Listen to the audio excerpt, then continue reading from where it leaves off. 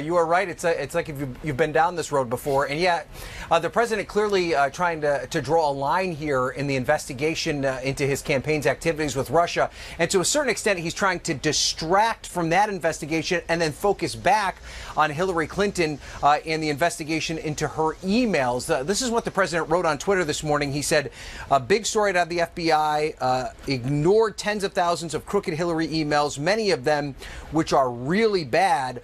Also gave false election info. I feel sure that we will soon be getting to the bottom of all of this corruption and that at some point I may have to get involved." Now, the president, we believe, referring to a story that's out this morning from Real Clear Politics, which is an investigation into the investigation into Hillary Clinton's emails, which CNN has not been able to confirm at this point. But the broader point here is the president continuing to ramp up the pressure on the Justice Department.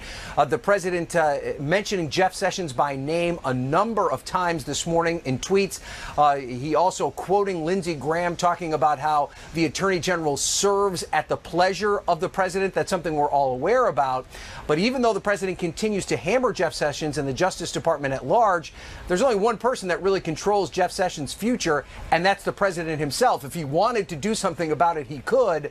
For some reason, he's refusing to do that. So how this impacts the investigation going forward, other than to put this pressure on Jeff Sessions and the people in the special counsel's office, remains to be seen. But at this point, Victor and Christy, the president clearly unhappy with this heat that's being turned up in his direction. It would be interesting to know who he's listening to, because so many people have opinions about what he should or should not do before or after midterms in this case as well. So, Ryan Nobles, thank you so much. Thank you, guys. Joining me now, John Marshall, assistant professor at Northwestern University and author of Watergate's Legacy and the Press, The Investigative Impulse. John, good morning to you. Good morning to you. So let's start here with Jeff Sessions. The president has criticized, who's he called weak and beleaguered Attorney General Jeff Sessions for more than a year now. But this last week, he's really gone after the AG. Do you believe that his job is seriously in jeopardy this time around?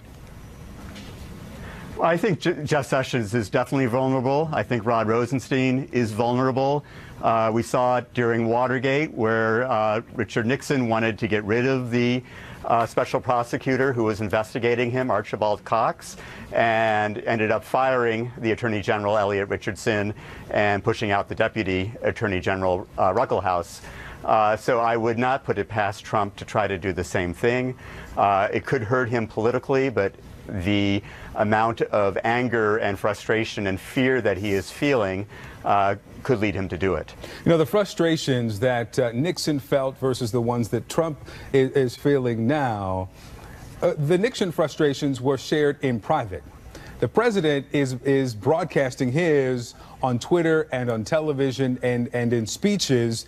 Is there any real material value of the public airing of these frustrations to potentially Robert Mueller? You're exactly right, Victor. Nixon did most of his fuming in private, although there would be the occasional outburst. And Trump is very public about his anger. And I think it serves a purpose for him of continuing to fire up his most ardent supporters and keep the narrative going that this is just a partisan, unfair witch hunt against him, and that Sessions and Rosenstein have fallen into that as well. You know, this week we heard from Senator Lindsey Graham saying that the president deserves, and I'm paraphrasing here, an attorney general who serves at his pleasure. We heard from California Congressman Dana Rohrabacher, who said essentially that if he's not going to do, AG Sessions is not going to do what the president wants, he should quit. And I want to read a quote from your book here where you point out that reporters and political commentators often express frustrated surprise at the steadfast support of President Trump from most Republicans in the House and Senate, but they shouldn't, as it has happened before. Remind us where and how. That's right. During Watergate, the Republicans in Congress and other Republican leaders stood by Nixon until almost the bitter end. Gerald Ford, who was then the leader of the Republicans in the House of Representatives, used the word political witch hunt, used that phrase. Others called it hysteria, called it mudslinging. The same kinds of words that we hear today were used by Republicans in Congress then. And that idea that it was a bipartisan era is really myth. There were the same kind of bare-knuckled politics going on during Watergate that we see now. All right, John Marshall, author of Watergate's Legacy and the Press, The Investigative Impulse. John, good to have you. Thank you very much for having me. Sure. You know, one of what may have been the most devastating moments for the White House this week was the conviction of the president's former campaign chairman, Paul Manafort. CNN's Anderson Cooper spoke with one of the jurors who says she approached the trial wanting Manafort to be innocent, but just could not reach that conclusion after seeing the evidence. Take a look. We had one juror who held out her vote. We had two, one that would flip-flop from one day to the next, would say she was pressured and change her vote. We had some of that, but in the end, it was one person who, even though we could put the paperwork in front of them again and again, they said they had reasonable doubt. And therefore, that's their right as a juror. We tried very hard to make sure that we weren't a hung jury. 11 of us, 10 for sure, were positive from almost day two.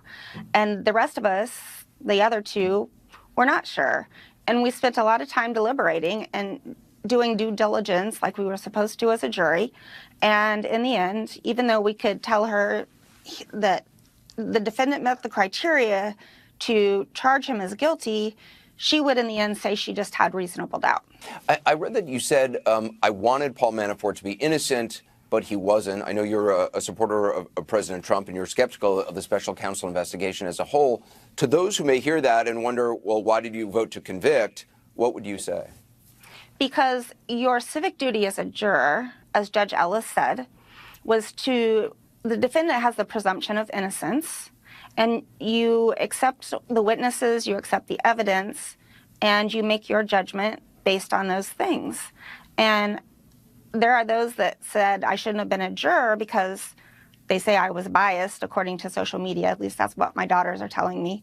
And that's not true. If I were biased, I would have said I would have been the holdout vote, and I was not the holdout vote. Well, number one, I would recommend your daughters not read social media because I can tell you from personal experience, no good will come of that. But I got to say, I mean, you give me faith in the system, the fact that you're exactly the kind of juror somebody would want, that you can put aside whatever your political beliefs might be and just look at the evidence and make a decision based on that. I think coming out, the Trump hat thing wasn't going to be part of what I had to say until the last bit. But I thought, you know what, if it shows people that we can have differences of opinions and still work together to get justice done, I thought it was an inspiring thing to hear about. The Trump hat thing, for people who don't know, you have a Make America Great Again hat, but you kept it in your car. I did, and it's actually my husband's hat, just for clarification. We don't need to. Okay. But I mean, we're both Trump supporters, and we feel that President Trump deserves a chance to try to do the job without all of the other stuff going on around him, unless, of course, it's illegal. The law is the law, and my job as a juror and the rest of my fellow jurors was to make sure that the law was upheld. And I feel we did. I wish we could have convicted him on all 18 counts. I feel there was enough information to do that. And that's, I thought America needed to know it was 11-1. I know you've said that you believe the Mueller investigation is a witch hunt. If the Mueller investigation hadn't happened, there's no guarantee that Paul Manafort would have ever been brought to justice for these financial crimes.